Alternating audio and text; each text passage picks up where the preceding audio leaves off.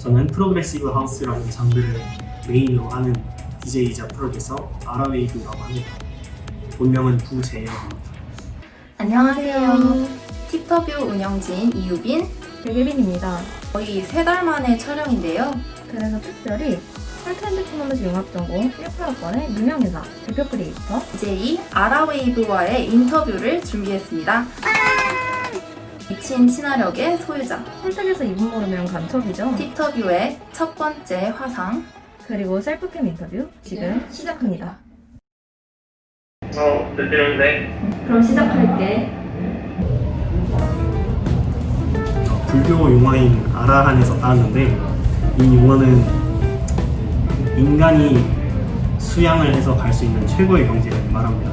일반적으로 DJ들이 이름을 되게 강력하게 짓는 경우가 많아요. 예를 들어서 해외 DJ이긴 한데 스크릴렉스라던가 어감이 되게 강력한, 그리고 버추얼 라이엇이 폭동이라는 의미. 본인이 하는 음악에 맞게 되게 강력한 음악을 하는 사람들은 어감이나 의미를 강력하게 정하는 경우가 많은데, 저는 좀 아름다운 멜로디를 좋아하기 때문에 동양 철학을 포함시켜서 부드러운 의미로 이름을 짓게 되었습니다. 네덜란드 DJ 니키 로메로라는 DJ가 있는데요. 추천곡으로는 One More Day 리믹스가 있습니다. 한번 찾아서 들어보시고 링크 걸어주시면 되지 않을까. 그 DJ 음악을 들어보면 일반적으로 여러분들이 생각하시기에 DJ 음악, 또 EDM이라고 하면 되게 시끄러운 그런, 뭐라고 표현하면 좋을까요? 폭탄 터지는 듯한, 그냥 되게 저렴한 음악이라고 생각을 하시는 경우가 되게 많은데, 찾아보시면 그 EDM 안에서도 수많은 장르가 있고 거기에서 아름다운 음악을 하는 분들이 되게 많이 계시거든요. 저는 개인적으로 가장 아름다운 음악을 하는 분이 니키 로메로라고 생각을 하고, 평상시 제가 멜로디 작업을 하거나 음악의 그루브를 만드는 데 있어서 굉장히 많이 영향을 주고 있습니다.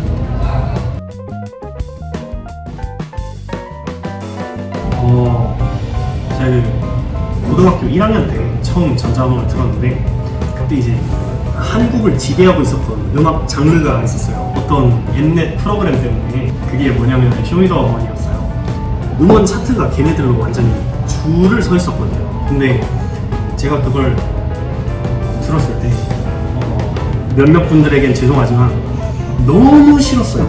진짜 가슴 안에서 그 시름이 끌어올랐어요. 지금도 그렇게 좋아하진 않아요. 그래서 저는 사람들이 이렇게 좋아하니까 음원 차트에 올라가 있는 건데, 내가 그걸 싫어하는 걸 보니까 나는 음악을 싫어하는구나 라는 생각을 했었어요, 고등학교 1학년 때. 근데 이제 한국의 음악들이 제 취향이 안 맞다 보니까 좀 해외 음악을 간간히 찾아보게 되었는데, 그때 이제 처음 들었던 게, 여러분 아실지 모르겠지만 스크릴렉스라는 DJ의 음악을 처음 듣게 됐어요. 그랬을 때 되게 그 몰아치는 사운드가 되게 꽉 차있다라는 느낌을 줬고, 거기에 매력을 느껴서 고등학교 내내 여러 전자음악을 들어보고 대학교로 오자마자 디제잉을 배우기 시작해서 지금은 작곡을 하는 단계까지 와 있습니다. K-팝을 한번 해보고 싶어요. 왜냐면 K-팝을 좀 무시하는 경향이 있기는 하지만 저는 개인적으로 그렇게 생각하지 않습니다. 그리고 K-팝이라는 음악 자체가 음악적으로는 여러 가지 장르를 혼합한 분야라고 할 수 있어요.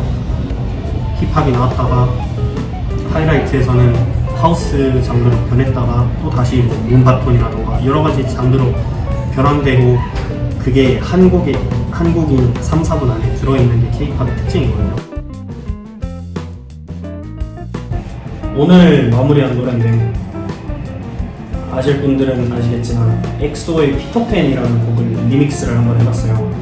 실제 소설인 그 피터팬을 되게 좋아해서 2번 정도 읽었는데, 그 관련된 자료를 찾다가 엑소 노래가 있는 걸 알고 궁금해서 들어갔는데 노래가 너무 좋은 거야. 그래서 아카펠라를 구해서 한번 리믹스를 해봤는데 일단 한번 1절만 한번 들어볼까요? 그러면 그곳에 내가 너와 바라보며 웃고 있었나 영원한 너의 빛터에 그 시간을 멈춘 네 남자 서툴지만 너무 사랑했던 나의 너에게 달려가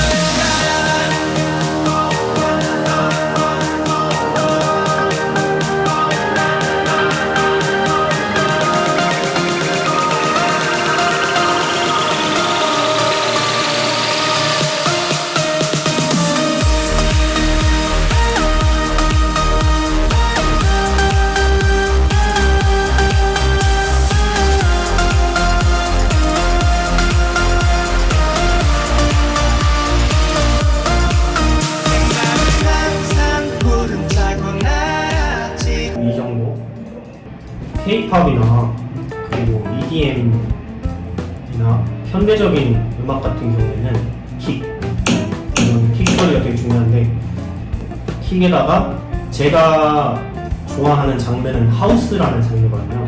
하우스라는 장르가 대표적으로 갖는 특징은 4분의 4박자의 정박의 킥이 이 킥 소리가 매번 나오는 특징을 갖거든요. 그래서 전자음악에서는 이 킥이 가장 선명하게 들려야 사람들이 춤을 출 수 있기 때문에 킥을 메인으로 하고 여기에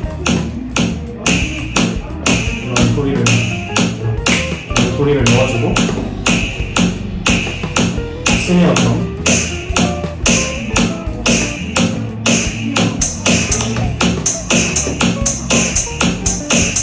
그리고 뭔가 다양한 효과들을 넣어주는 이런 소리가 됩니다.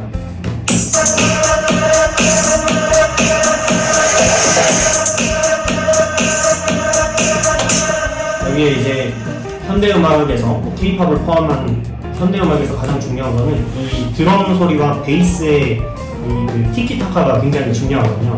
그래서 베이스 소리가 뭐 이런 느낌인데요. 그거랑 이제 드럼을 합쳐서 들으면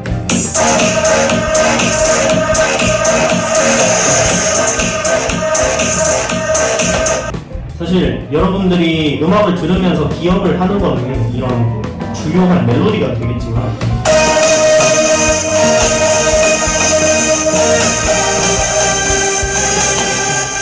이런 멜로디가 주요한 기억하는 요소가 되겠지만 사실 사람들이 듣고 그루브를 느끼고 리듬을 타게 되는 건 이 드럼과 베이스 소리이기 때문에 이 드럼과 베이스를 어떻게 잘 구성하느냐가 좋은 노래를 쓰는 데 있어서 핵심이 됩니다.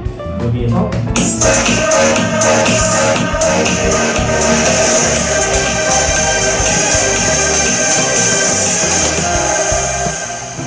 모아서 들어보면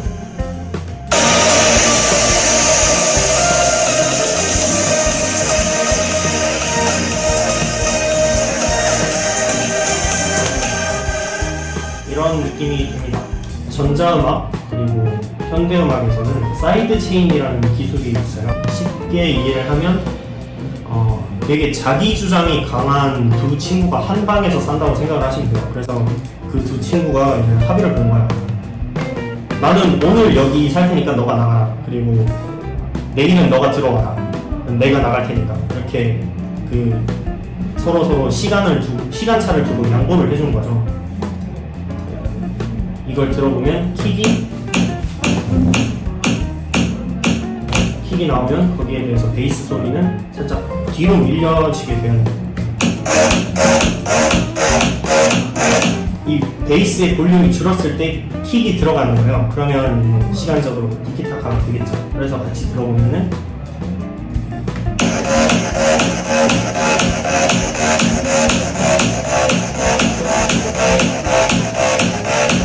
이 사이드 체인을 적용하지 않은 걸 다시 들어보면은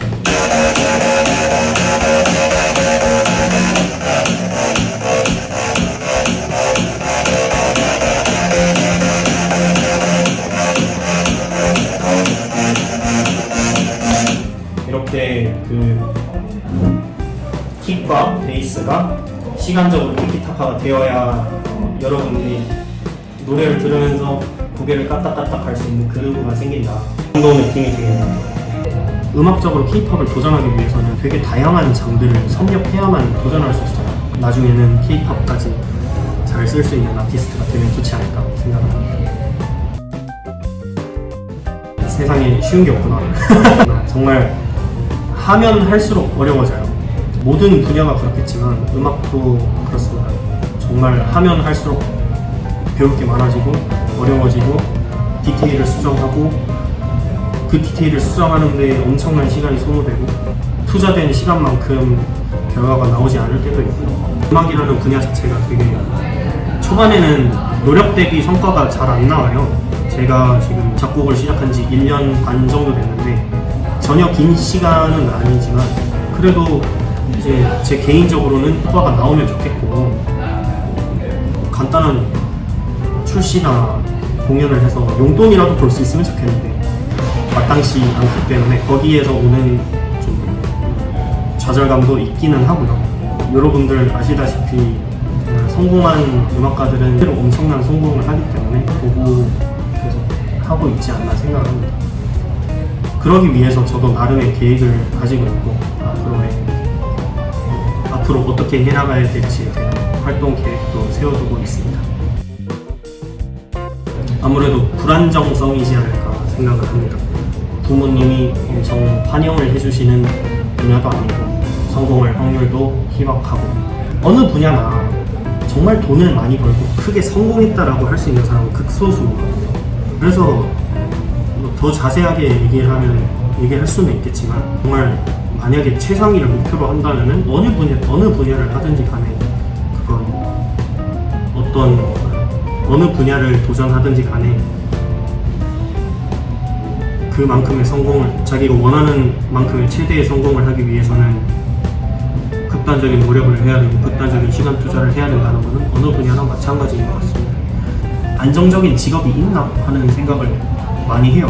저는 젊어서 그런지는 모르겠지만 안정적인 데 대한 로망이 별로 없어요. 왜냐면 안정적일 때 사람들이 본질적으로 저는 싫어한다고 생각하기 때문에 불안정성 자체가 굉장한 불리함으로 다가오기도 하지만 그리고 걱정되는 점으로 다가오기도 하지만 그것 자체가 되게 매력이 된다라는 거.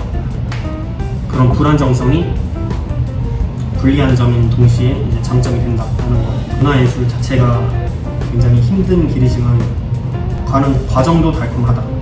그러나 그 bitter sweet